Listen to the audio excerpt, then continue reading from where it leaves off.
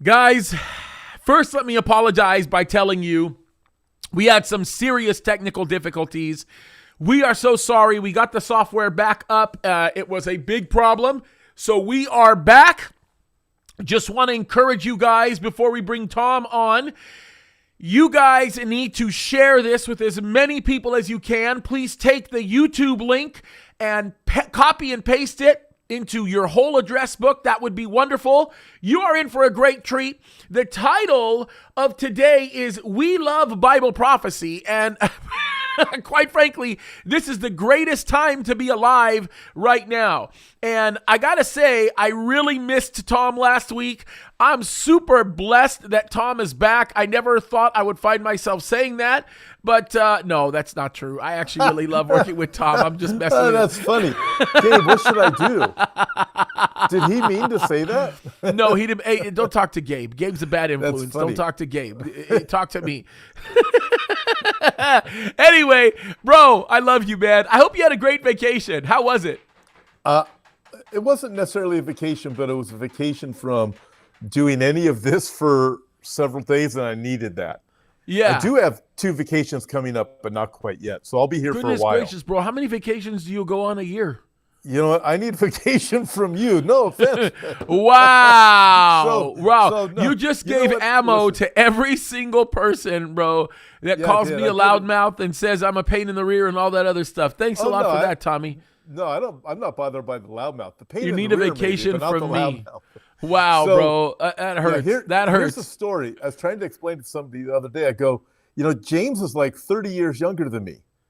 And I'm like, trying to keep up with you is not exactly I beg to differ anymore. I beg to differ, bro. I don't think you're 70. I don't think you're 74 years old, bro. I don't. How old are you? I'm 44, bro. I thought you were 34. No. Oh, you're way older than I thought. Okay, we're the same age. I have no excuse then. Yeah, you're 44. Yeah. Did you know that I weigh 140 pounds? Did you know that? Yeah, I can tell. At least your head does. Wow. Bro, what's the deal, bro? You're publicly flogging me. I thought we were like best friends. So what happened? We are. I only do this to good friends. So it was really good. I needed that break. I mean, you know how this stuff is. It's like every day we get bombarded with this news that can be overwhelming. Plus you got family and you got church you got to do. Can I just tell you, not to cut you off, can I tell you how much I admire your wife? This is how much I admire your wife, Jackie. I just tell you this right now. She loves you so much, bro, that she is willing to get on you and tell you we got to get away for a little while. And I really believe this. Like, I truly believe this in my heart. And this is just me being serious now. I'm not messing around. If more pastors listen to their wives that way and actually did get away, just even if it's for a short time, right? 3, 4, 5 times a year, they would not be cracking up like we're watching tons of guys crack up, right? They would not be doing the things that they've been doing, and it's really interesting because this has been a very crazy time for a lot of people. And those of us that have been doing the things that God wants us to do, man, the enemy attacks, and getting away is a good thing, bro. So I'll tell you what, I completely congratulate you for that, bro. I think it's awesome. Jackie, if you can hear me, keep doing what you're doing because it's good to bust his chops because truth be told, I want Tom around a long time. Can't lose the old man. I just can't. Here's the reality of it. I'm in my 60s, so I got about 20 years on you. And I've learned I have to pace myself. And you are correct. I think Don Stewart would tell you the same thing. Yeah, it's wise. And you have to pace yourself because you do burn out. And I don't want to just burn out and suddenly quit. Here's the other thing I've got to say about this too, is that, James, so it wasn't a vacation in the sense of a vacation. It was a short plan thing. We went just for a couple days. But the couple days we were in Florida. Did I tell you we were in Florida? I tried not to tell anybody. You were in freedom. It was You didn't awesome. tell me that. It was. Dude, no, I I'm didn't so tell jealous. anybody. In fact, you were the first. I didn't even tell my church on Sunday morning because I was there Sunday. I came back. I was ready for Sunday. So I was just that block away from all of this stuff. You deserve it, and I was in Florida. And you know what? I can't wait. I say, God bless all those people in Florida. Keep up the good work because Florida is awesome. I don't know what else to say. Did you go? You went to Disney World, didn't you? No way. I said, listen, I am not traveling all the way across the country from one Disneyland to another Disneyland. I am not interested in that. And you know what? We ate at a lunch one day at a place in Clearwater called, I think it was Hulk Hogan. It was great. Oh, really? It was so. Listen, Florida, I can tell you right now, that is a place. If God says you're moving, I am already praying that God will move me to Florida. Take me anywhere. Take me to Florida. I love warm weather. Bro. No, you're going to be in San Higuero for a long time. Okay, God has plans for you over here. I do think I'm not going to move. But if God says you're moving, I'm saying, okay, then move me to Florida. That would be awesome. That would be awesome. You are close to a beach. Listen, James, I can wear flip-flops and shorts the whole time. That is me. I was born to do that. That's how I was born. God created me to wear I wasn't born for flip-flops and shorts. I wasn't born I was, and I felt like these are my people. These are my people. I loved it. Well, you deserved it. We got away for just a few days, and we went to Turning Point USA, spent some time with Charlie over there. Me and the family, we packed up, and you'll get a kick out of this one, bro. I got to talk to Ken Starr for a little while. That was a lot of fun. Did?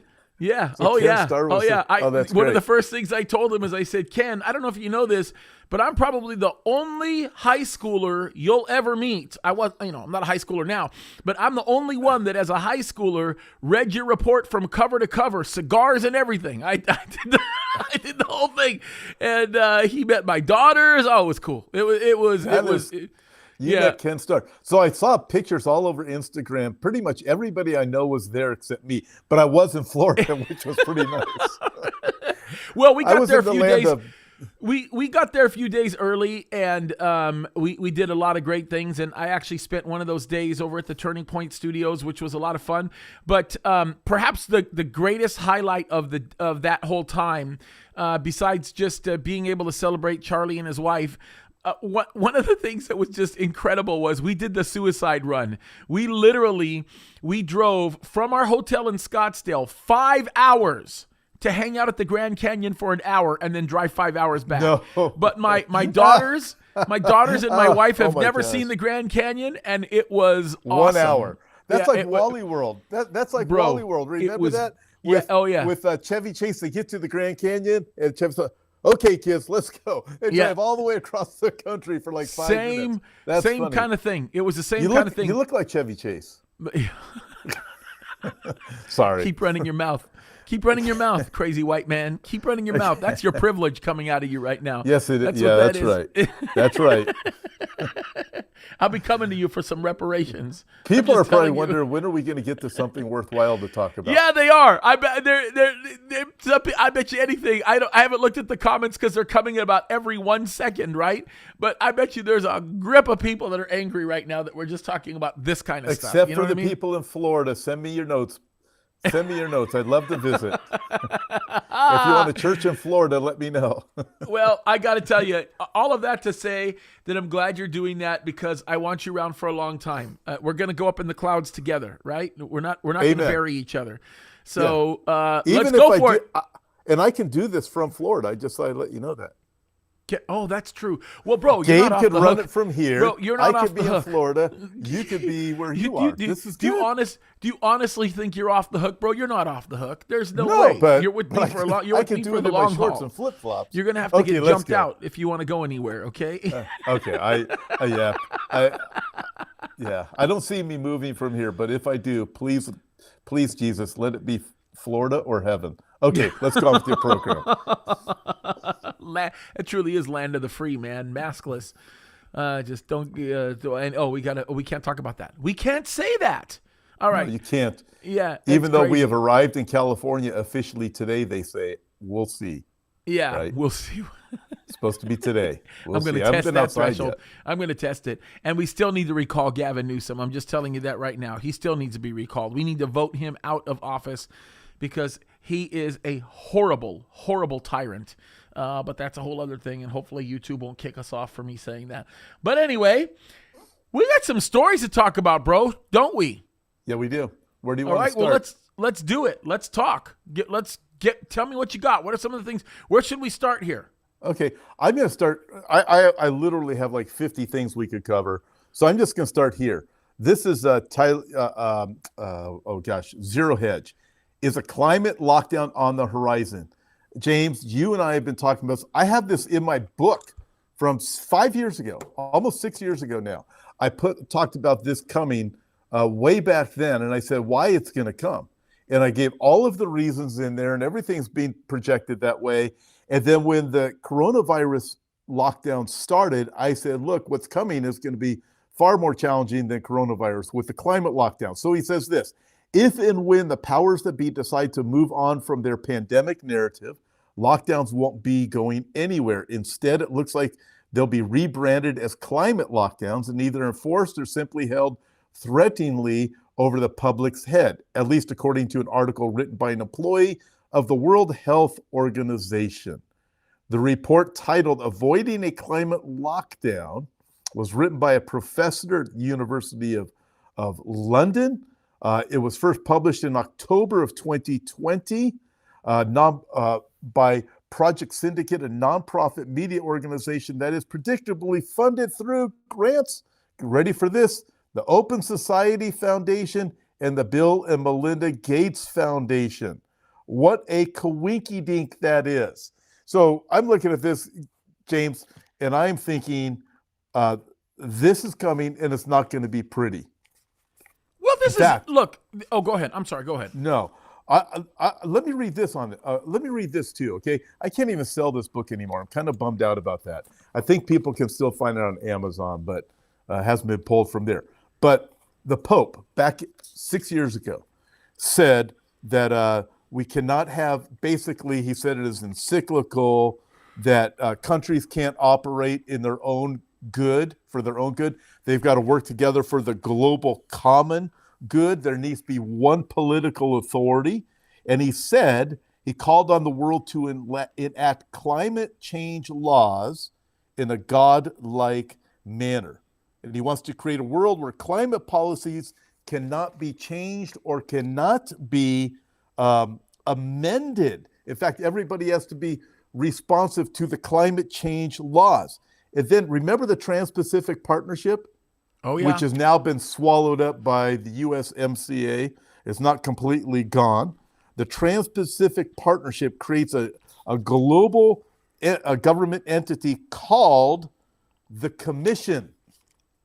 And the Commission is going to enforce all these different sorts of rules, including the TPP Commission, get this, James, has the authority to protect fish, seals, trees, wetlands. That means it controls the water and the dry land.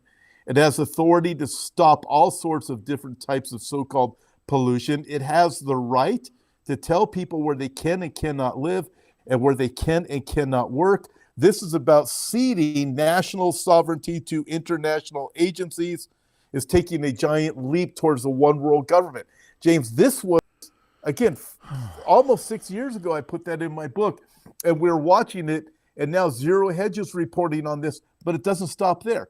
Check this out, not just with Zero Hedge, but also over in Israel. Let me see this. Here it is. Incoming environment minister. The climate crisis is already here. So they're saying that over in Israel. We have a new government in Israel, which is another topic in and of itself. Looking at this, James, going, this is the direction things are going. But the Bible told us these things. Romans chapter 1 is very clear. At a time when they worship the creation, Mother Earth, rather than the Creator, guess what's going to happen? Now, the worship of Mother Earth is going to bring about these new laws. And I know it's disturbing for people to hear about this, but you better hold on. I don't think it's going to happen next week. It might not happen for another year. It might not happen for another 2 years. But you mark my words, you will hear this narrative increase exponentially over the next 6 months, beginning right now. Climate change laws are coming. 100% agree with you. 100%.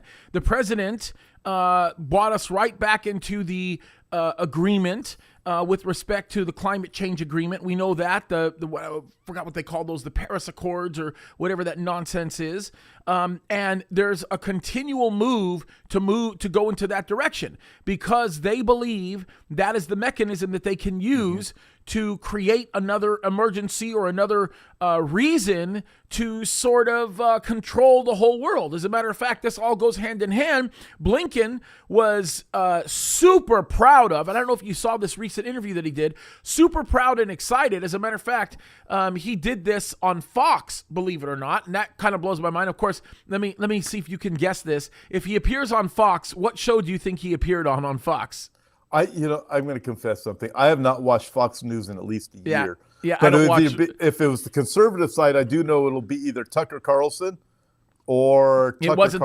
It wasn't the conservative side. And I'll tell you this right now, Tucker Carlson's probably the only person that I still watch on Fox. I don't really watch anybody else, but I can give you a hint. He was the guy that moderated the first debate. Oh my goodness! Now that guy, I just read an article about him this morning. What's his name? He was a problem for Reagan. I was reading about this article this morning, and he's a problem for Trump. Wallace. That's his name, right? So it was Chris Wallace. Wallace. Chris is nothing like his dad was. His dad was a much better journalist than Chris Wallace could ever be. But His what's dad very was, interesting, 60 Minutes. Is that correct? he was a 60 Minutes Okay, guy. I got the right guy. Okay. And by the way, even on 60 Minutes. We'll just leave that be. But here's the thing with Chris Wallace. Chris Wallace has always hated the previous administration. He's a liberal guy, right? But anyway, Blinken was being interviewed on Wallace, and one of the things that he said, and it just blows my mind that nobody sees how obvious all of this is, right? Like he doesn't, I mean, it's amazing how people can watch something like this and actually think it's a good thing or not react, recognizing the fact that this is a horrible thing, right? But that just goes to show how blind people are, how ignorant people are continuing to be, right? But Blinken is continuing on, going on about the international relations with respect to Russia, talking about China, all of the things that are going on right now, and just bragging his brains out about this new global tax that they're looking to put.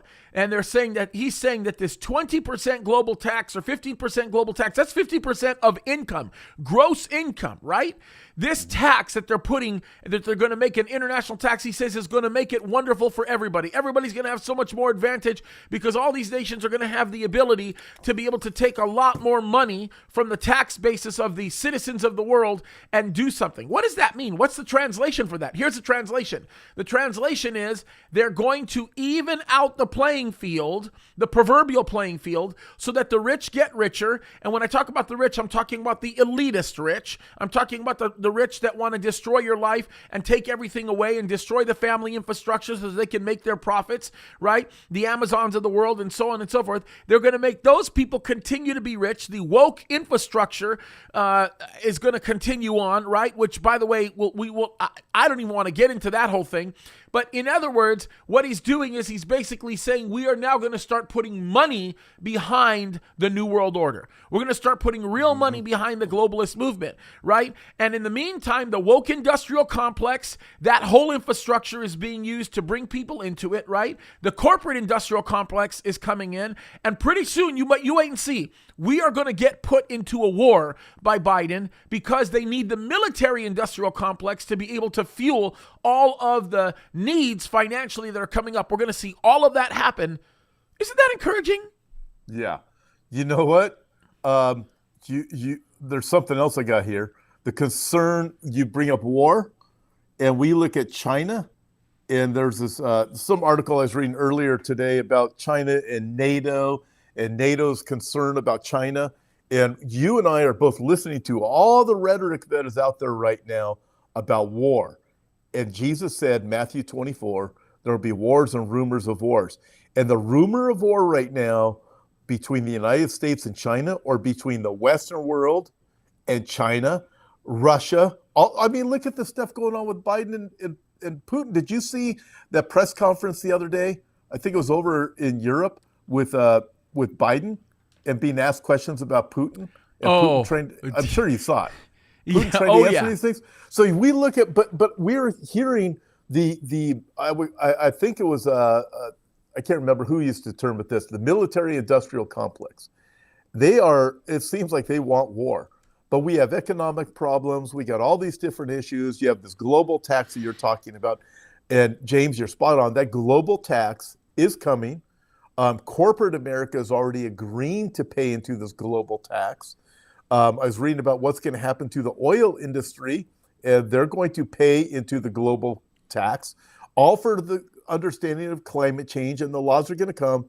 But with that, it's going to drive up. Listen, people are going to pay for it. It'll drive up our taxes.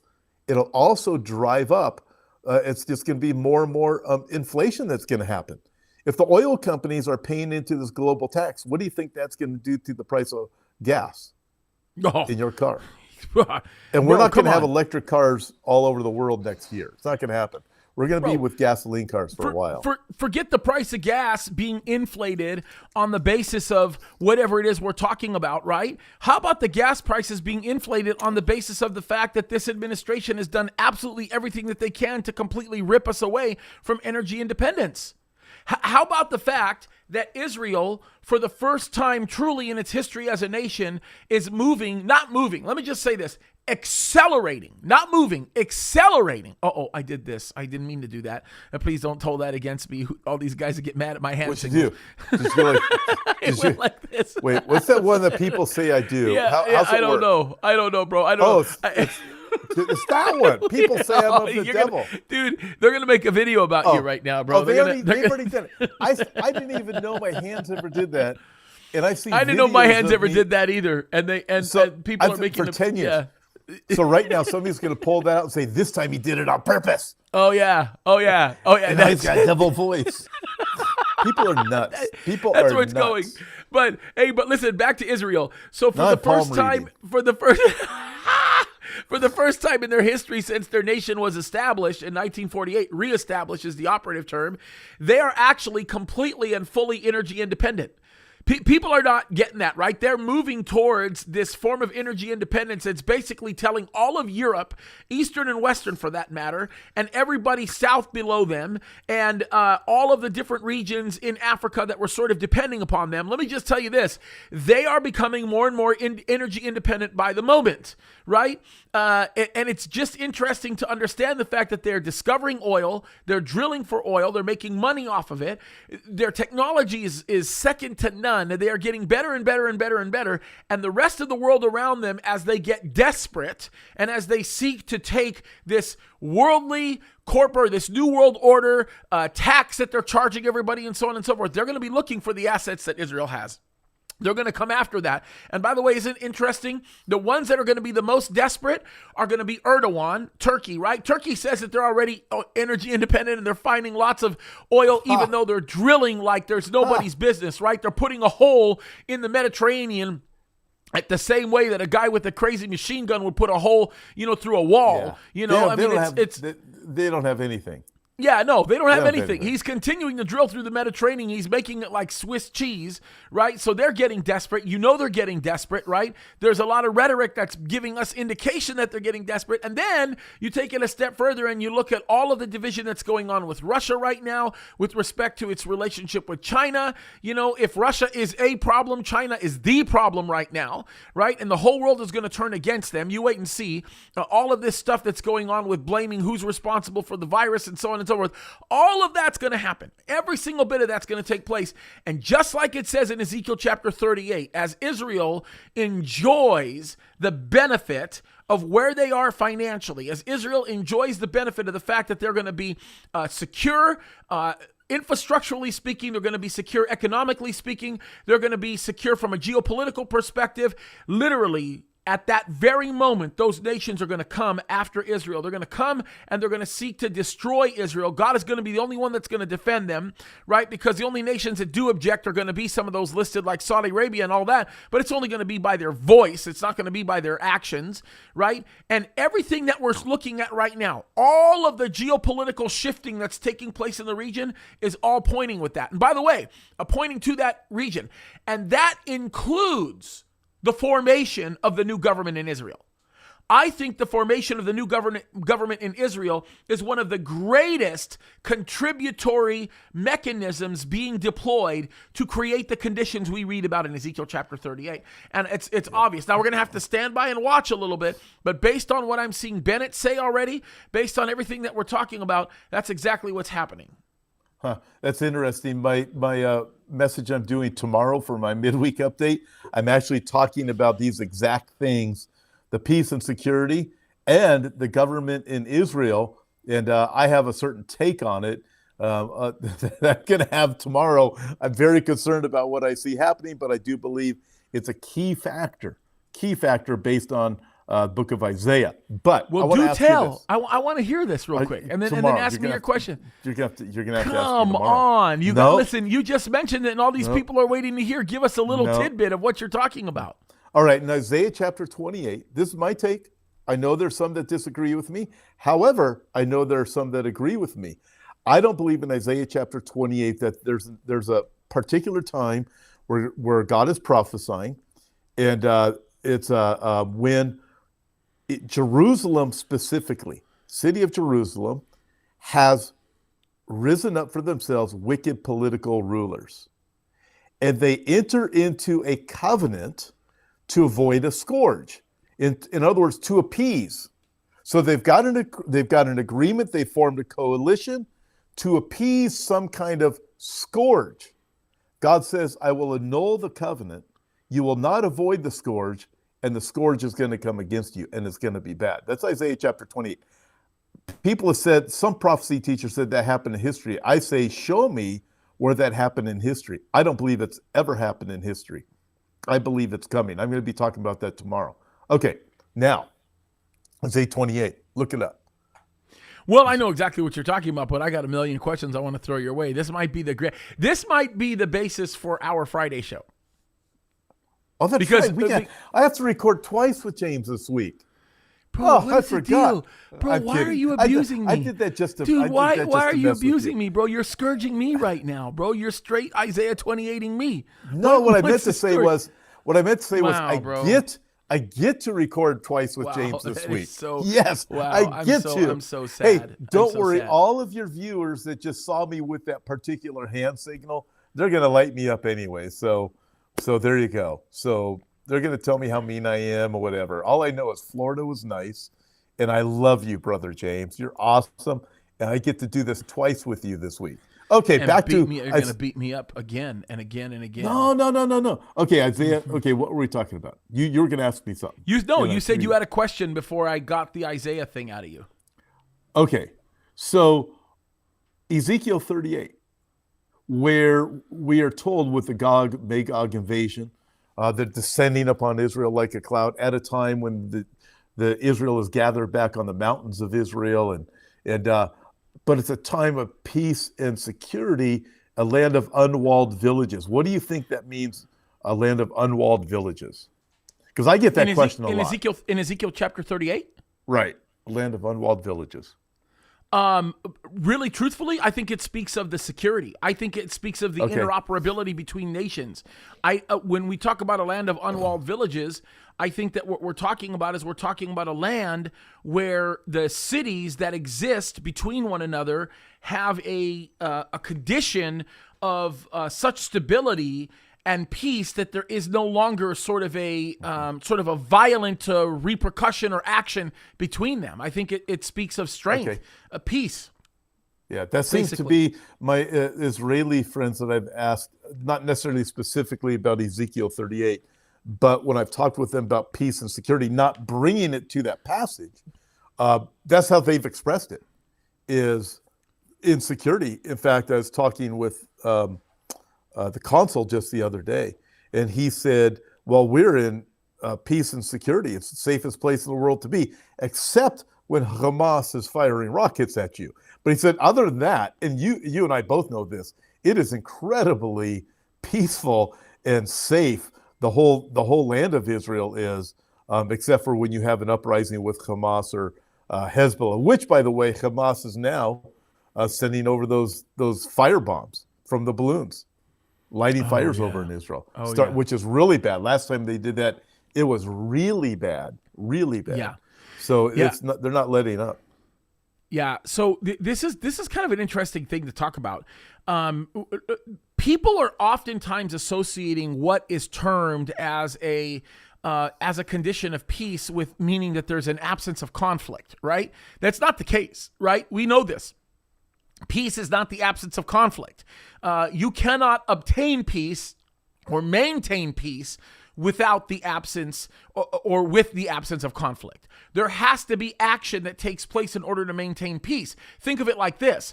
If I'm in a neighborhood that is relatively safe, there's not a lot of shootings, there's not a lot of gang activity, there's not a lot of things that oftentimes contribute to the mayhem of a city infrastructure, well, that doesn't happen because it's just a very quiet time and nobody talks and everybody's just minding their own business and everybody's living harmoniously and so on and so forth.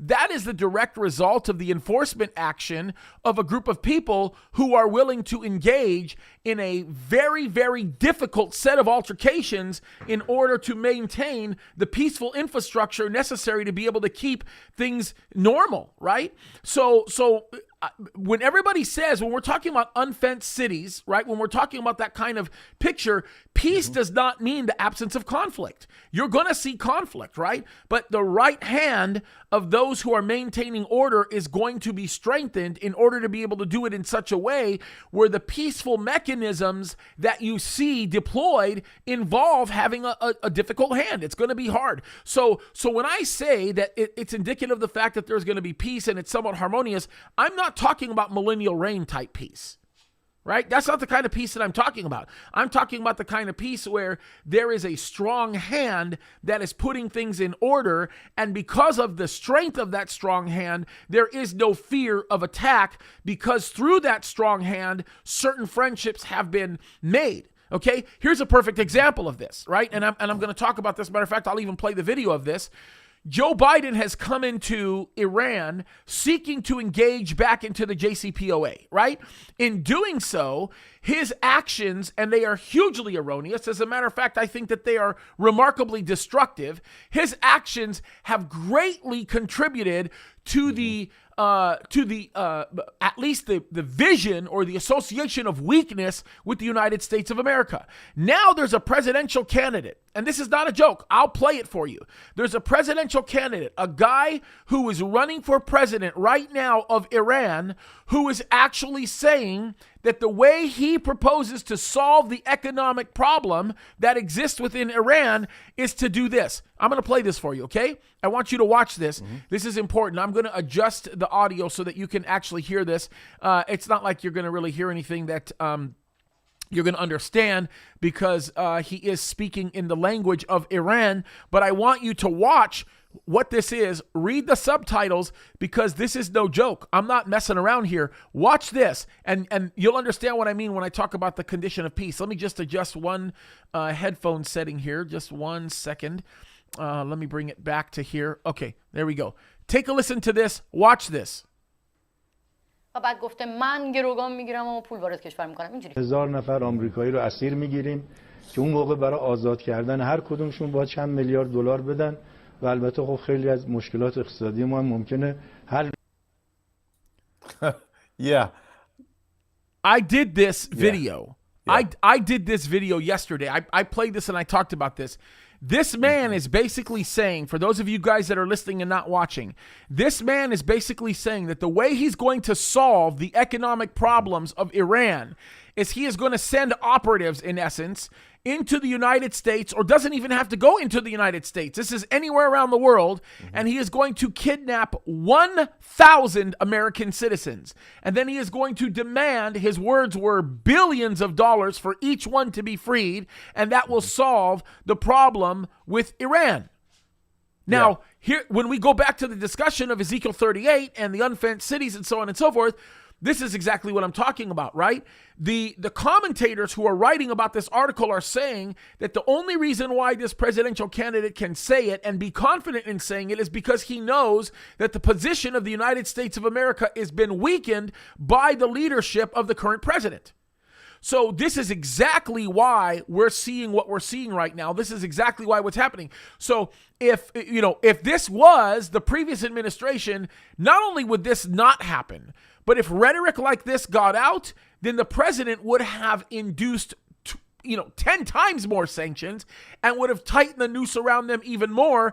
And had he been reelected into a second term, the reality of it is, just so that you understand, the reality of it is that he would have, or Iran would have gotten on their knees and they would have gone to the United States to make some kind of a deal. So this is the kind of thing that we're talking about. When we talk about unfenced cities, we're not talking about the fact that we're going to stop seeing firebombs and we're going to stop seeing missiles and all that kind of a thing. It means that things are going to be the hand of Israel is going to be so strong in maintaining its security that the reality of it is most people in the land will be completely secure. They will feel completely secure. And I think that that's kind of the idea. And by the way, they will have the economic prosperity necessary to be able to do that. And the reason why we know they're going to have the economic prosperity necessary to be able to do that is because Ezekiel 38 says that an evil thought goes into the mind of the invaders where they basically say, I want what you got, and that's kind of what we're dealing with there. Yeah, I think you're spot on. I think of Jesus' words in the Sermon on the Mount, blessed are the peacemakers. And we confuse peacekeeping with peacemaking. The peacemaker, remember, I think it was Clint Eastwood who used to have a gun he called the peacemaker. It was, yeah. The cult peacemaker, that's right. But that's what the peacemaker does. And people don't always like the peacemaker because the peacemaker is the one who keeps them in check. They can't go about their evil deeds. By the way, during the millennial kingdom, we who rule as priests with Christ will be peacemakers. Yep. Over the whole planet. That's right. So everything you said is exactly what it is over there and the way I see it too. And also when I see this with this guy from Iran, I saw that earlier also, James. Remember, I don't think you were even born yet, but you know this well because you're very well studied. Jimmy Carter administration, what happens? There's these hostages that are taken by Iran. What happens? Reagan comes in and suddenly the hostages are released. I remember it very well. I was older. I was probably about 20 years old, 18, 19, 20 years old. I think I was like 4 at the time when all that happened. But I do smart. remember it.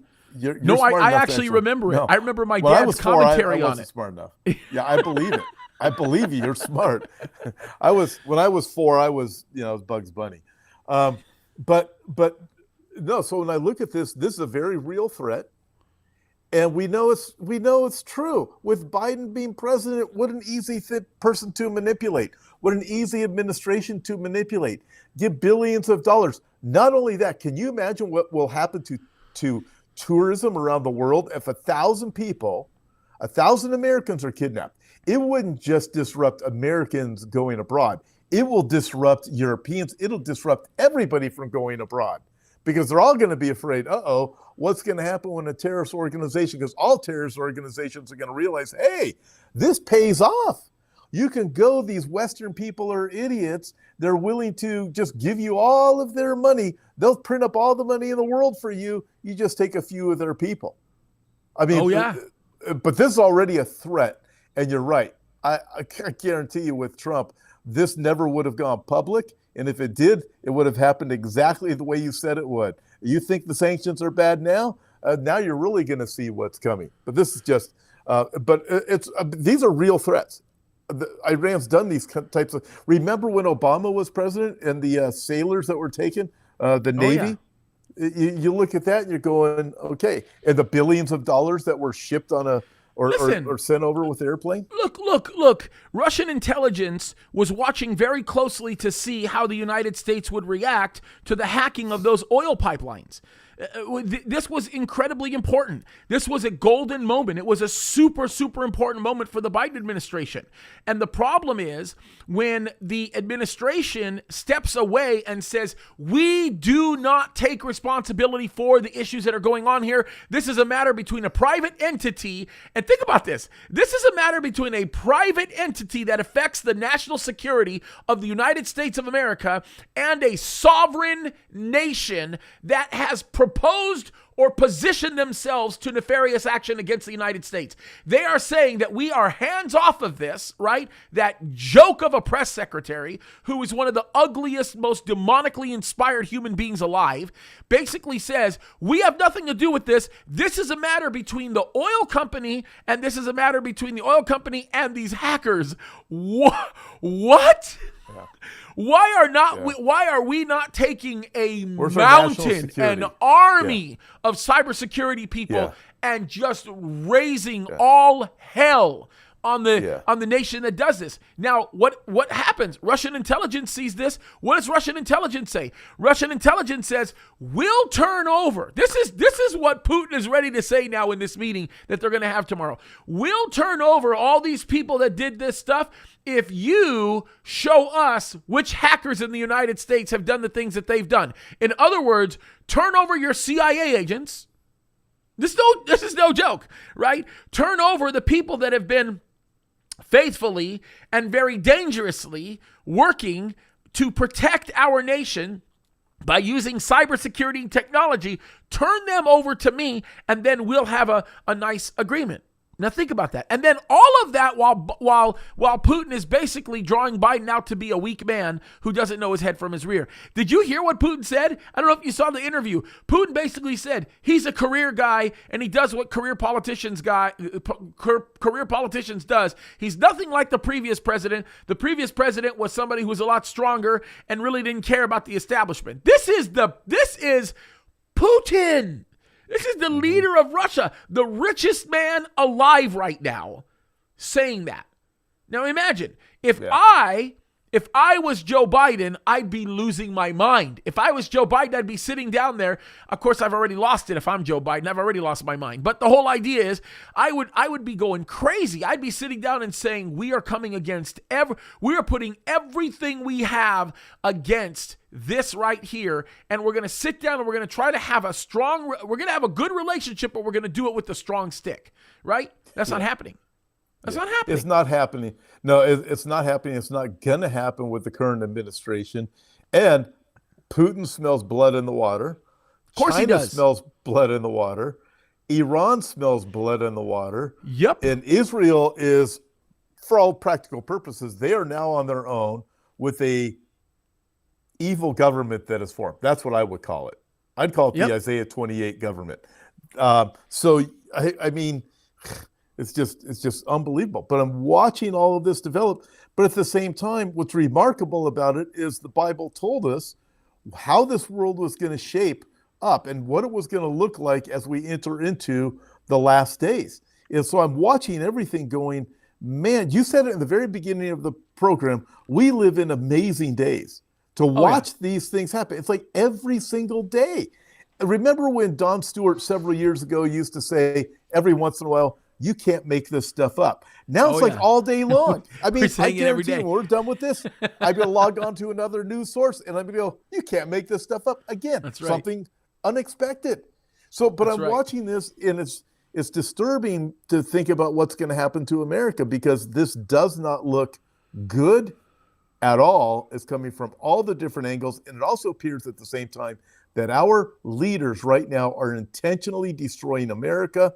We have money that's being printed up and given out to all kinds of people. James, I got a letter in the mail the other day. You probably got one too, from the Biden administration saying that we're going to be getting like a $3,600 check per month per child or something like that between now and the end of the year. I looked at it. I was really ticked off. I was really ticked off when I got it. I thought to myself, what? This is so wrong. And it's like candy. And most people are just gonna fall into it, being lulled into this Marxist movement. The borders are collapsing. Kamala Harris won't do anything about it. Obviously, she doesn't know how to do anything about it. And we're looking at everything. It appears to me that America is intentionally being destroyed from leaders that are on the inside. And the enemy on the outside is just laughing, saying this whole thing is going down. And I'm looking at it just going, come quickly, Lord Jesus. Bro, the enemy on the outside is laughing, saying, hey, they're joining the ranks. They're about to become socialists and communists like we are. That's really what we're seeing right now. And they know they can take us over. Right. I mean, completely. I mean, you look at what's going on here. Talk about a country that was so great, so powerful, not perfect, but more surrendered to God than any other country has been in the history of the world, except for parts of Israel's history. And you look at where we have fallen in a very, very, very short time. So it's disturbing. It's incredible. It's absolutely incredible. And the kind of thing that we're seeing right now, I'm telling you right now, it's getting to the point where the days are getting darker and darker and darker. And I think you hit it right on. Your book that you wrote about the United States of America and the impending judgment that America was going through, 100% right. It was very, very, very prophetic in many ways. Because here's the thing, and look, I'm going to just say this, and I know that some people will get upset by me saying this, but I do think it's worthwhile noting, it's worthwhile paying attention to, and that's the fact that, listen, our former president made a lot of great decisions for the country. Don't get me wrong. He made some good economic decisions. He made decisions to support business, churches, pastors, really, really, really good decisions that I'll always love and always cherish and always thank God for. But I'm going to just say this right now. The single greatest decision that the former president of the United States ever made, and this decision was the one that made the most substantial difference in the lives of each and every single American in this country, the most substantial decision was the decision to support Israel early on.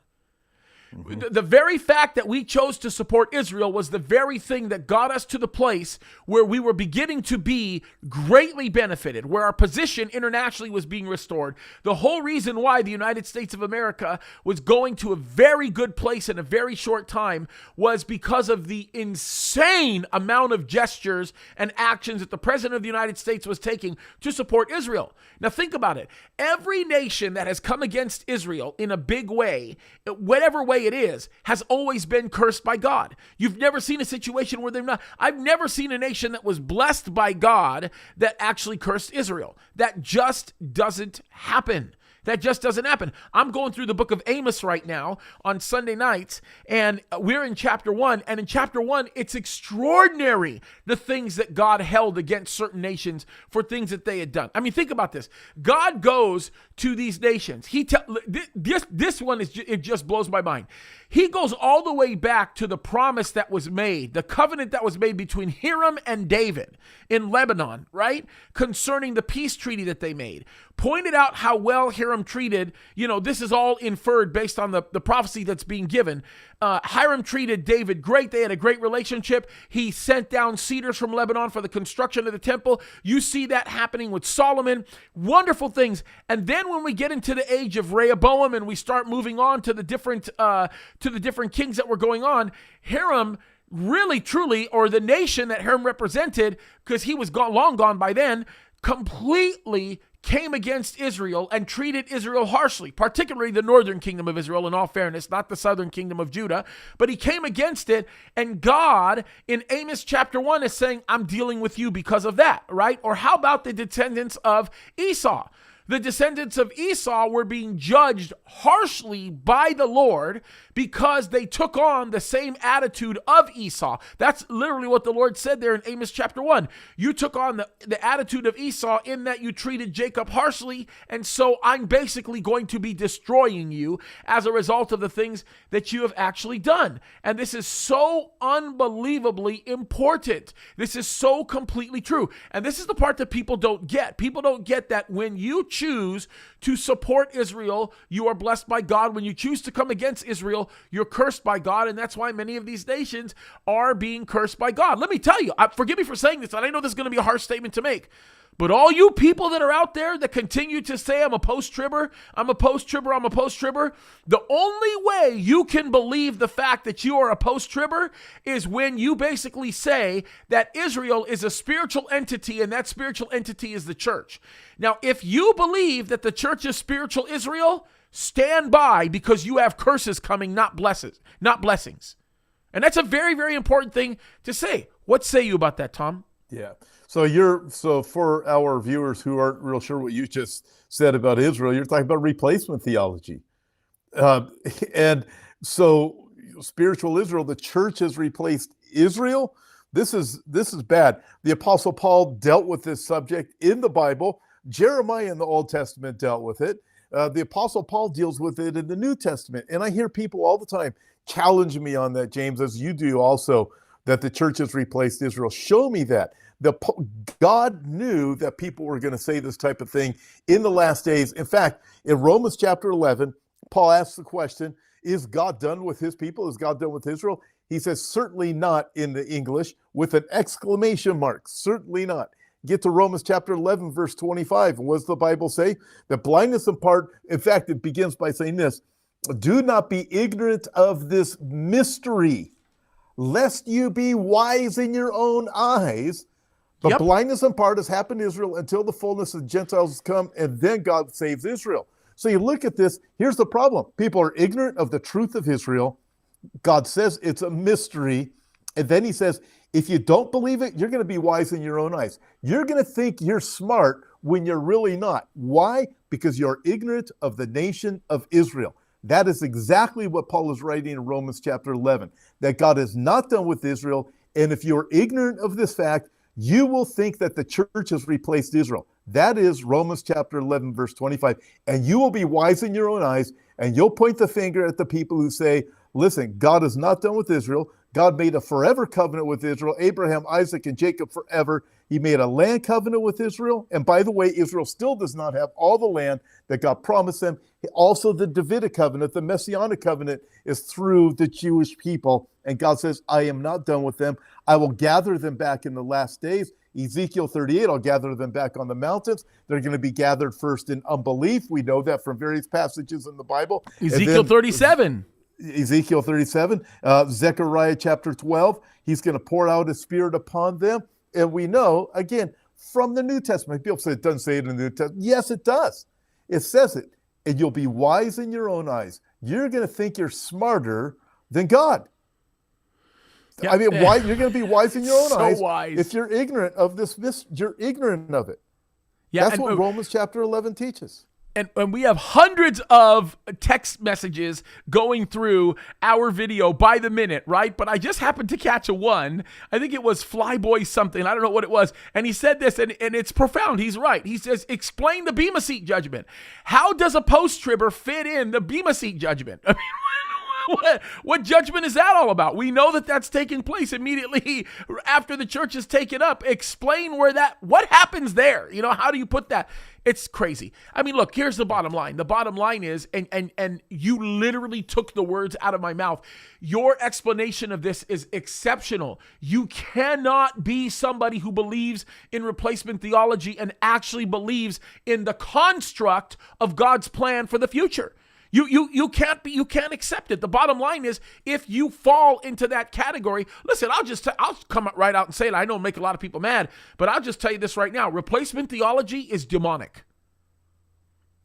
Replacement theology is inspired by Satan himself. And I really believe this. I think Tom just froze up. Are you there? Tom, you there? No, I'm listening. Oh, you're there. Oh, you're just very thinking, wow, you look like you froze up. No, I'm just listening because I'm thinking you're right. You're going to get attacked for that, but so will I. But here's the thing of it. It's anti-Semitic, because if you look at the roots of it, this is what's driven so much of the so-called Christian theology throughout the centuries to turn against the Jewish people and say, God's done with the Jews, let's get rid of them. You can go all the way back to the beginning of the church at the end of the first century, and you can see this movement taking place as Gentiles started to get saved. Yeah. It's been here throughout the centuries. But at the root of it is this theology. Can I ask you a question? I'm going to throw out the word anti-Semitism. Is it inspired of God? Of course not.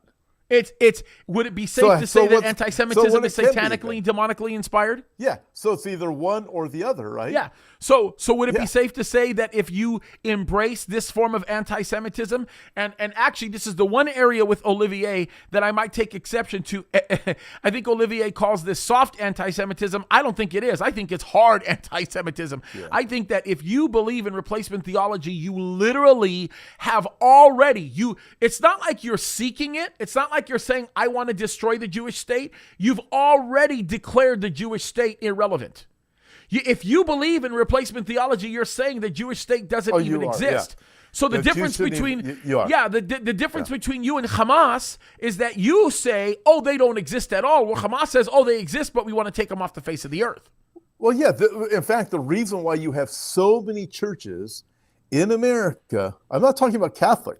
Catholics got their own issues. I'm talking about Protestant churches in America that support the BDS movement and do not support the Jews being in the land is because they believe in replacement theology. Yep. That's why they support 100%. This. Listen, I've got to do 3 Tres Mas videos right now. Oh, come on. You can't back out right now. The conversation was just getting great. Well, listen, can we pick up Friday? Well, of course we can pick up Friday, but man, I get to do this with you on Friday. I don't have to. I get to. Okay. All right. Listen. Okay, look, so I'll let you go in just a minute, but I really need you to sit down for just a moment and provide some commentary on the new government. I would like to get your thoughts on the new government. And by the way, before you do that, I want to encourage you guys that are watching, please, please, please like this right now. There's 1,020 people right now, almost 1,100 people that are simultaneously watching us, and we've got 230 likes. Please like us right now. It's very, very important because what you do is you send us through the algorithm of YouTube, and the higher percentage of people that actually like the video, the more that this gets out. So please, as they say, smash the like button, right? And thank you, by the way. I just want to say this because there are a few of you that have. Thank you for those of you that have supported us with super chats and super stickers. You guys are awesome. We're blessed by that.